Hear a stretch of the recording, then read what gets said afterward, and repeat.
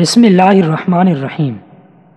دوستو، میرا نام شاہد اور آپ دیکھ رہے ہیں شاہد وائس چینل۔ تمام معزز ناظرین کو السلام علیکم ورحمۃ اللہ وبرکاتہ۔ دوستو، آج کی اس نئی ویڈیو کے ساتھ میں حاضر ہوں۔ امید کرتا ہوں کہ یہ ویڈیو آپ کو بہت پسند آئے گی۔ آج کی یہ ویڈیو 4 قابل عبرت عورتوں کے بارے میں ہے جن میں 2 انبیاء علیہ السلام کے زوجیت میں رہ کر بھی مسلمان نہ ہوں۔ ان میں سے پہلی والا، یہ حضرت نوح علیہ السلام کی بیوی تھی۔ اس کو ایک نبی برحق کی زوجیت کا شرف حاصل ہوا اور برسوں یہ اللہ کے نبی کی صحبت سے سرفراز رہی، مگر اس کی بد نصیبی قابل عبرت ہے کہ اس کو ایمان نصیب نہیں ہوا، بلکہ یہ حضرت نوح علیہ السلام کی دشمنی اور توہین و بے ادبی کے سبب سے بے ایمان ہو کر مر گئی اور جہنم میں داخل ہوئی۔ یہ ہمیشہ اپنی قوم میں جھوٹا پروپیگنڈا کرتی رہتی تھی کہ حضرت نوح علیہ السلام نعوذ باللہ مجنون اور پاگل ہیں، لہذا ان کی کوئی بات نہ مانو۔ دوسرے نمبر پر والا، یہ حضرت لوط علیہ السلام کی بیوی ہے۔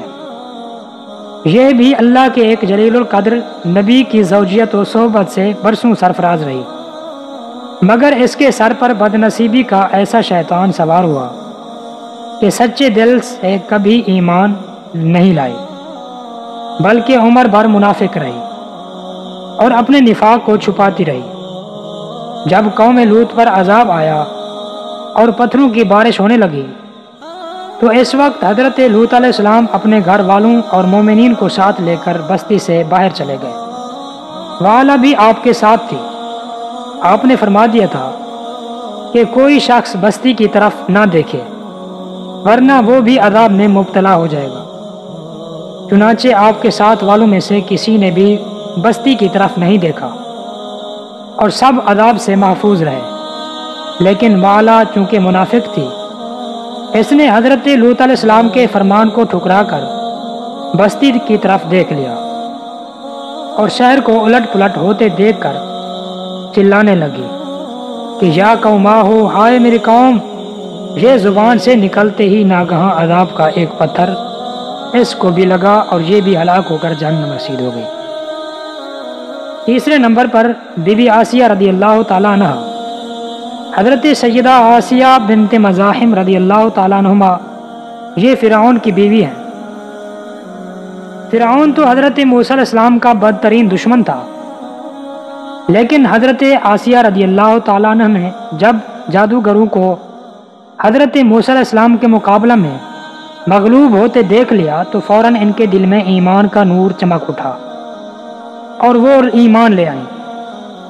جب فرعون کو خبر ہوئی تو اس ظالم نے ان پر بڑے بڑے عذاب کیے۔ بہت زیادہ زد و کوب کے بعد چومیخا کر دیا، یعنی 4 کونٹیاں گاڑ کر حضرت آسیہ رضی اللہ تعالیٰ عنہ کے چاروں پیروں میں لوہے کی میخیں ٹھونک کر چاروں کھونٹوں میں اس طرح جکڑ دیا کہ وہ ہل بھی نہیں سکتی تھی، اور بھاری پتھر سینہ پر رکھ کر دھوپ کی تپش میں ڈال دیا اور دانا پانی بند کر دیا۔ لیکن ان مصائب و شدائد کے باوجود بھی وہ اپنے ایمان پر قائم و دائم رہی اور فرعون کے کفر سے خدا کی پناہ اور جنت کی دعائیں مانگتی رہیں، اور اسی حالت میں ان کا خاتمہ بالخیر ہو گیا اور وہ جنت میں داخل ہو گئی۔ اور ابن عیسیٰ کان کا قول ہے کہ وہ زندہ ہی اٹھا کر جنت میں پہنچا دی گئی۔ دوستو، چوتھے نمبر پر حضرت مریم رضی اللہ تعالیٰ عنہ، حضرت مریم بنت عمران رضی اللہ تعالیٰ عنہما یہ حضرت عیسیٰ علیہ السلام کی والدہ ہیں۔ چونکہ حضرت عیسیٰ علیہ السلام ان کے شکم سے بغیر باپ کے پیدا ہوئے، اس لیے ان کی قوم نے طعن اور بدگوئیوں سے ان کو بڑی بڑی ایذائیں پہنچائیں، مگر یہ صابرہ رہ کر اتنے بڑے بڑے مراتب و درجات سے سرفراز ہوئیں کہ خداوند قدوس نے قرآن مجید میں ان کی مداح و ثنا کا بار بار خطبہ ارشاد فرمایا۔ ان چاروں عورتوں کے بارے میں قرآن مجید نے سورہ تحریم میں فرمایا، جس کا ترجمہ یہ ہے کہ اللہ تعالیٰ کافروں کی مثال دیتا ہے جیسے حضرت نوح علیہ السلام کی عورت واہلہ اور حضرت لوط علیہ السلام کی عورت والا، یہ دونوں ہمارے دو مقرب بندوں کے نکاح میں تھے، تو وہ دونوں پیغمبران ان دونوں عورتوں کے کچھ کام نہ آئے، اور ان دونوں عورتوں کے بارے میں خدا کا یہ فرمان ہو گیا کہ تم دونوں جہنمی عورتوں کے ساتھ جہنم میں داخل ہو جاؤ۔ اور اللہ تعالیٰ مسلمانوں کی مثال بیان فرماتا ہے، فرعون کی بیوی آسیہ جب انہوں نے عرض کی کہ اے میرے رب، میرے لیے اپنے پاس جنت میں گھر بنا اور مجھے فرعون اور اس کے کام سے نجات دے اور مجھے ظالم لوگوں سے نجات بخش۔ اور عمران کی بیٹی مریم جس نے اپنی پارسائی کی حفاظت کی، تو ہم نے اس میں اپنی طرف کی روح پھونکی اور اس نے اپنے رب کی باتوں اور اس کی کتابوں کی تصدیق کی اور فرما برداروں میں سے ہوئی۔